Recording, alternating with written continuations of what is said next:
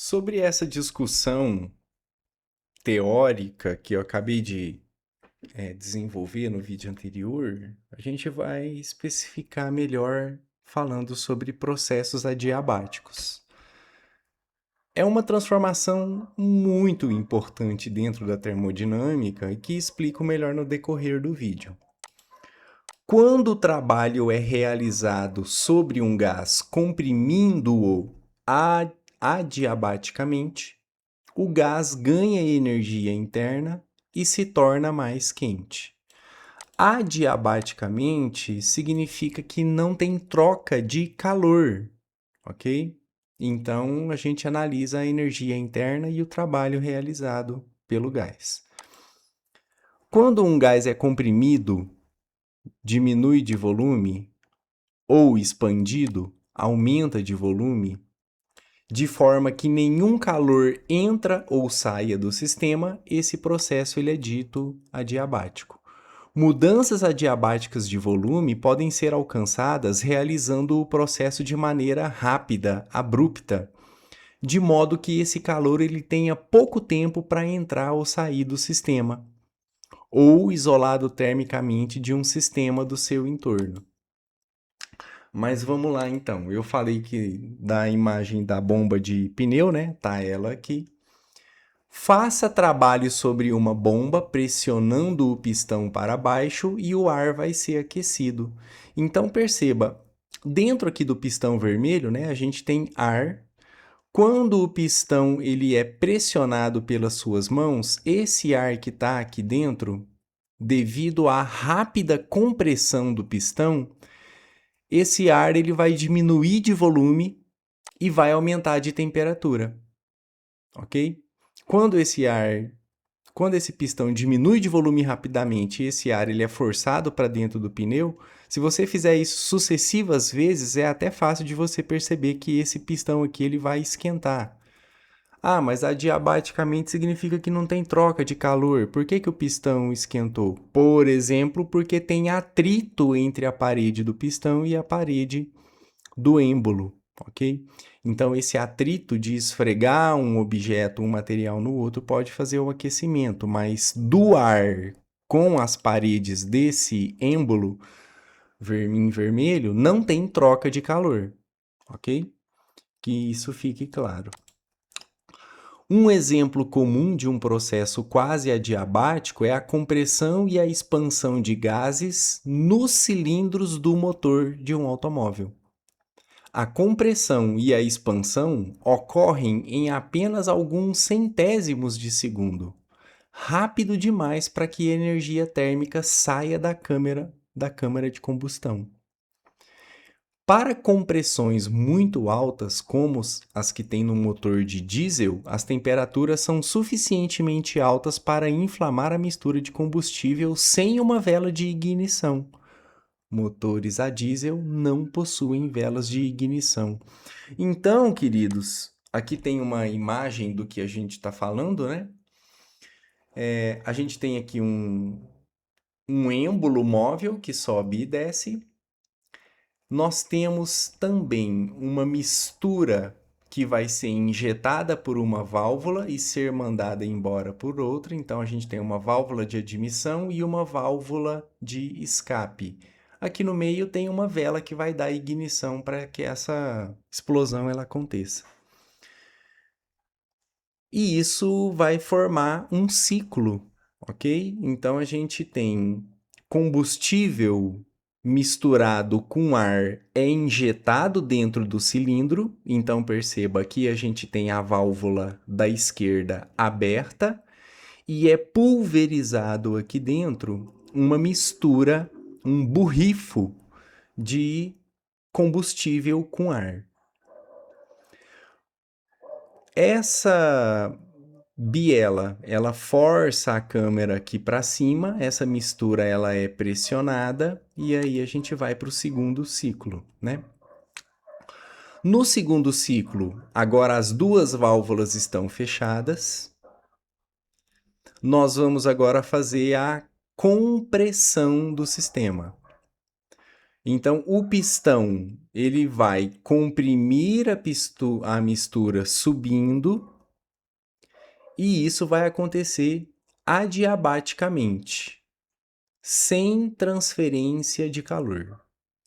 Quando essa mistura que foi pulverizada aqui dentro, no ciclo anterior, ela vai ser comprimida, a gente entra no terceiro ciclo. Comprimiu no ponto máximo, essa vela de ignição solta uma faísca. Quando ela solta uma faísca, aquela mistura explode, nós temos então uma ignição, né? Tem aumento de temperatura, e com esse aumento de temperatura a gente vai ter aumento de volume. Então, expande essa biela, ela é forçada para baixo, e esses gases que estão aqui dentro, proveniente da queima do combustível, eles vão sair no próximo ciclo pela válvula de escape que vai levar lá para o escapamento. Nós teremos o último ciclo, que é a exaustão. Então a gente tem a injeção, compressão, ignição, explosão, exaustão. E aí o gás sai aí para a atmosfera, beleza? Então esse ciclo de expandir, comprimir, explodir e comprimir novamente é um ciclo que vai nos explicar como que o motor do carro funciona. E esse ciclo de subir e descer, ele é um ciclo muito rápido dentro do motor. E geralmente os motores têm 3 ou 4 cilindros, né? Alguns motores são de 8 cilindros. Então todas essas câmeras, esses cilindros estão a cada segundo fazendo muitas e muitas compressões, explosões e exaustões sucessivas para poder fazer com que o carro ou a moto ou o caminhão se movimente, tá? A diferença que foi dita, né, que lá no carro a diesel, né, no motor a diesel, algumas caminhonetes e os caminhões, né, é que não tem a vela de ignição aqui no meio. A compressão, ela é tão forte e tão rápida que a diminuição de volume já provoca aumento de temperatura e a ignição do combustível, tá? Quando um gás se expande adiabaticamente, ele realiza trabalho sobre seu entorno e cede energia interna, tornando mais frio. Uma experiência para você fazer agora, né? Você sopra ar quente em sua mão com a boca aberta. É tipo, o que ele está querendo dizer aqui é tipo dando uma baforada, né? Com a boca bem aberta. Agora, se você reduz a abertura dos seus lábios fazendo um biquinho e você sopra a palma da sua mão,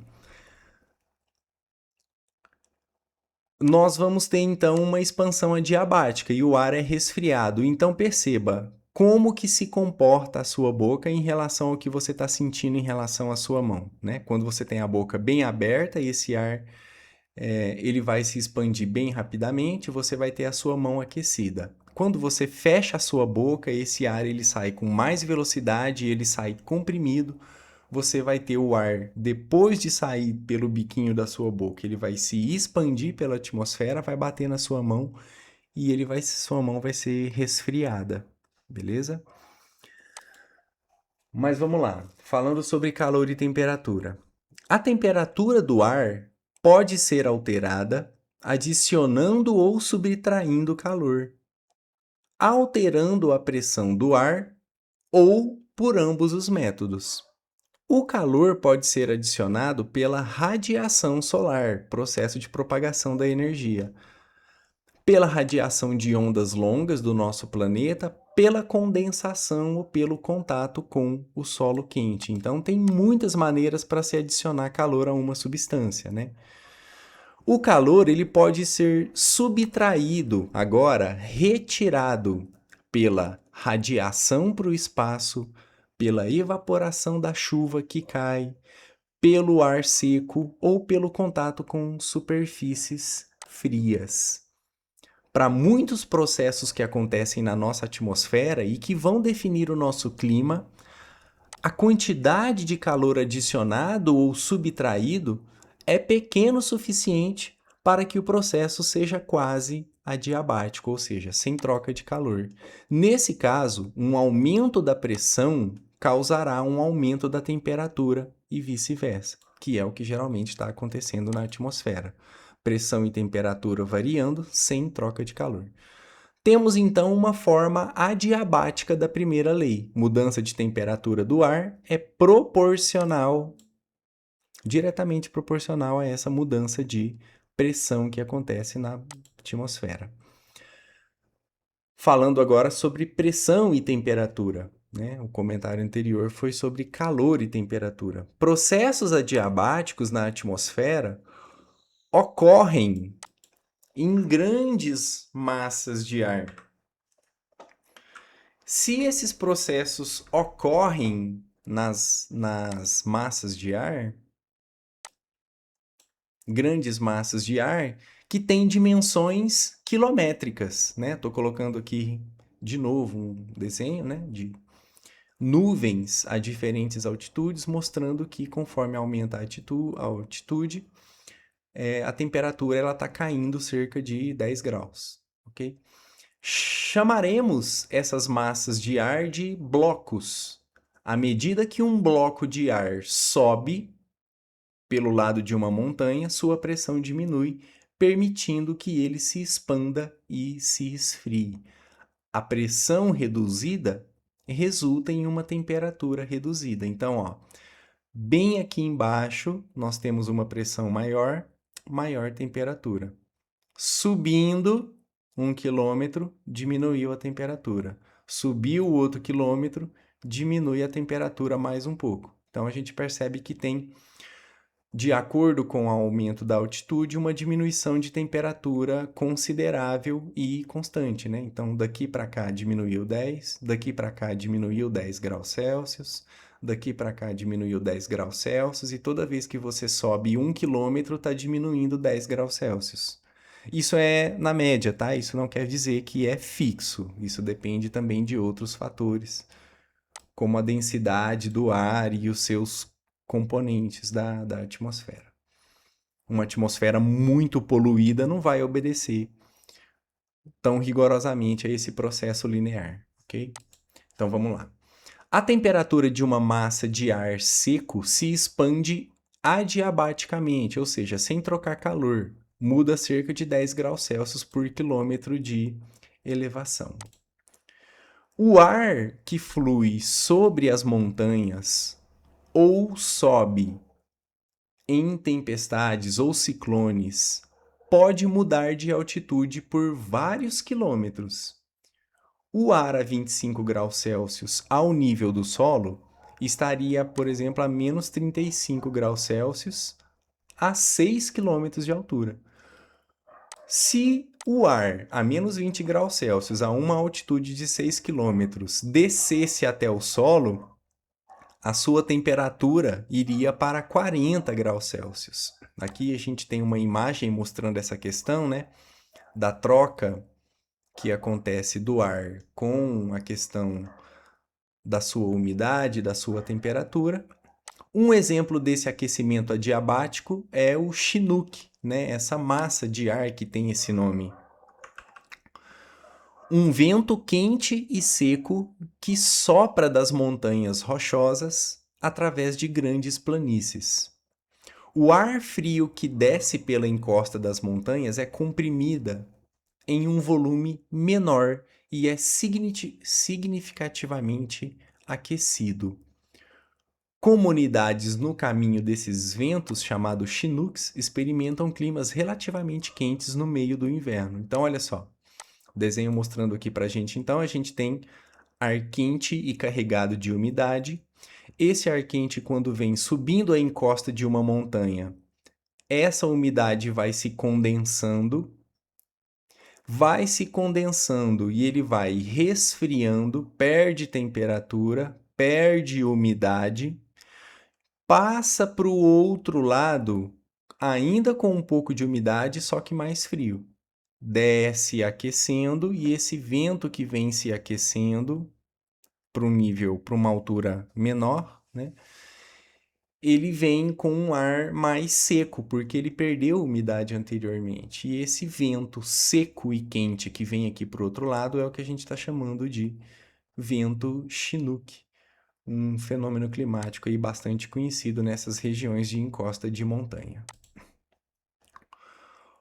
Outra aplicação do processo adiabático na atmosfera. Um cúmulo de tempestade é o resultado rápido do resfriamento adiabático de uma massa de ar úmido em ascensão, ou seja, subindo. Sua energia vem da condensação e do congelamento do vapor de água. Então, essas nuvens cúmulo-nimbus, como é dito lá na geografia, né? Resultam exatamente desse movimento de massa de ar. Nuvens muito grandes, muito carregadas, muito volumosas, lá no alto têm temperaturas extremamente baixas e a umidade aqui em cima seguramente está superando o nível do congelamento. Então, cristais de gelos podem se formar, fazendo precipitação aí daquilo que a gente conhece como granizo. Uma questão para você pensar, caminhando para o final da nossa discussão, imagine um saco de roupa gigante, cheio de ar a uma temperatura de menos 10 graus Celsius, flutuando com um balão, com um fio pendurado 6 quilômetros acima do solo. Se você fosse capaz de puxá-lo subitamente para o chão, qual seria a sua temperatura aproximada? Então, essa massa, esse saco de ar com essa temperatura, a 6 quilômetros de altura. E aí você puxa esse balão com esse ar a essa temperatura para o nível do chão. Sabendo então que essa temperatura ela vai mudar cerca de 10 graus Celsius para cada quilômetro, quanto que vai dar essa nova temperatura dessa massa de ar? Quando você desce, você está diminuindo a altitude, então a gente vai ter aí, se fosse abaixado tão rapidamente que a condução de calor fosse desprezível, ele seria comprimido adiabaticamente e sua temperatura atingiria um impressionante 50 graus Celsius. Bastante quente, né?